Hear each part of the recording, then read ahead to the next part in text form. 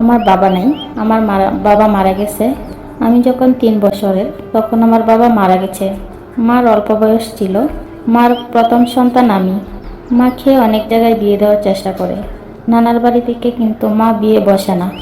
মা আমাকে নিয়ে নানির বাড়িতেই থাকে।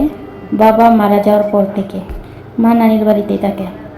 আর মার জন্য অনেক সম্বন্ধ নানারা মামারা নিয়ে আসে, কিন্তু মা একটা কথাই বলে যে আমার মেয়েটাকে দেখে আমি সারা জীবন কাটিয়ে দেব, আমি বিয়ে শাদি করব না। মাকে কেউ রাজি করাতে পারিনি বিয়ের জন্য। মা বিয়ে করবেই না। তো আমার যখন 3 বছর তখন থেকে আমার বাবাকে হারাই, তখন থেকে নানির বাড়িতে থাকি। আর ওখান থেকেই লেখাপড়া করি নানির বাড়ি থেকে। একদম নাবালক থেকে সাবালক হই নানির বাড়িতেই। তো আসলে ছোটোবেলার দিনগুলো কাটে একরকম, আর বড় হলে হয় আরেক রকম। এবং ছোটোবেলায় যখন আমি ছোট ছিলাম তখন কিন্তু নানা আমার গাড়ির উপর নিয়ে ঘোরাতেন। আর নানার সাথে কালী গায়ে ঘুরছি, হাফ প্যান্ট পরে ঘুরছি, নানা গোসল করাই দিত। আর এখন তো বড় হয়ে গেছি। যখন একটা মেয়ে নাবালক থেকে সাবালক হয়, তারপর থেকে তো মেয়েটা জামা কাপড় পরে, ওড়না ব্যবহার করে, আর নিজেকে সেফটি দিয়ে রাখে। তো আমার নানা ছিল অন্য টাইপের, একটু লুচ্চা। তো সে যে আমার সাথে এরকম করবে আমরা কখনো ভাবিনি। তো আমার নানা সব সময়, আমরা নানা নাতি অনেক দুষ্টামি করতাম। আর নানা যদি বাজারে যাইতো, আগে আমি রেডি হয়ে থাকতাম। নানা আমাকে নিয়ে বাজারে যাইতো, পরে নিয়ে এসা বাসায় রেখে আবার নানা বাজারে যাইতো। তো নানা কোনো দিক গেলে আমি আগে আগে ঘুরছি, কারণ বুঝে নিত ছোটোবেলা থেকেই বাবা মারা যাওয়ার পর দাদা দাদির আদর পাই নাই, নানা নানির আদরই পাইছি। হ্যাঁ, দাদি দাদা চাচারা খোঁজখবর নেই, তো ওখানে যাই মাঝে সাঝে, কিন্তু ওইভাবে না।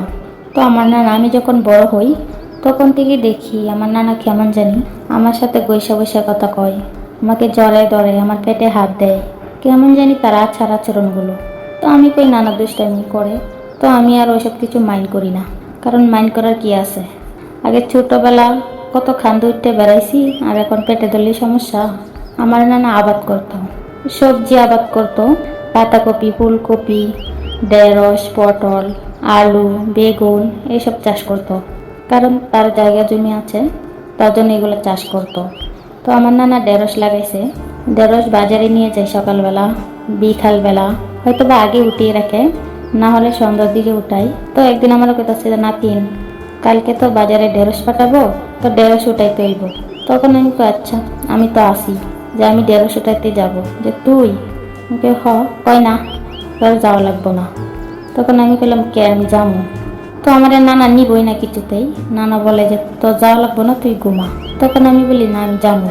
তখন আমি, মা, নানা, নানি সবাই মিলে যাই ঢেঁড়স খেতে, ঢেঁড়স উঠাইতে। কারণ ঢেঁড়সগুলা বিক্রি করলে সেখানে অনেক টাকার ঢেঁড়স। তো অনেকগুলো ঢেঁড়স উঠাইছি, 3-4 হাজার টাকার ঢেঁড়স। তো পরে সবাই মিলে ঢেঁড়স উঠাইয়া মার নানি বাসায় গেছে, আমি আর নানা খেতেই রইছি। তো সন্ধ্যা লেগে যেতেছে, পরে আবার মা কইতাছে আমি যাইগা, তুই তোর নানার লগে আইস, কারণ বাসায় গিয়ে লাইট ধরাতে হবে, লাইট মাইট না ধরাইলে হইব না। তখন আমি বললাম আচ্ছা ঠিক আছে যাও। তখন নানিও চলে গেল, রান্না বাড়া করতে হইব। আমি আর নানা খেতে রইলাম। তো সন্ধ্যায় প্রায় আজান দিয়ে দিছে ক্ষেতের মধ্যেই। পরে আমি নানারা বলতেছি যে নানা আসো বাসায় জায়গা।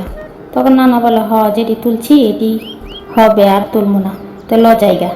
তখন আমি বলি পরে আসমু এই মুহূর্তে।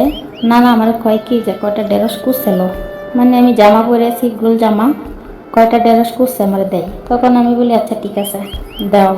তখন দিছে। তো এর মধ্যে কুচে দিবা যে নানার হাতটা আমার বুকে লাগছে। তো বুকে লাগছে, সবে মাত্র বুক উঠছে, বুক তো খাড়া, কারণ সবে মাত্র বুক উঠছে। তো নানার হাতে লাগছে। তখন নানা বলে যে কি বাজলো রে আমার হাতে। তখন আমি বলি যে আমার বুকে লাগছে। তখন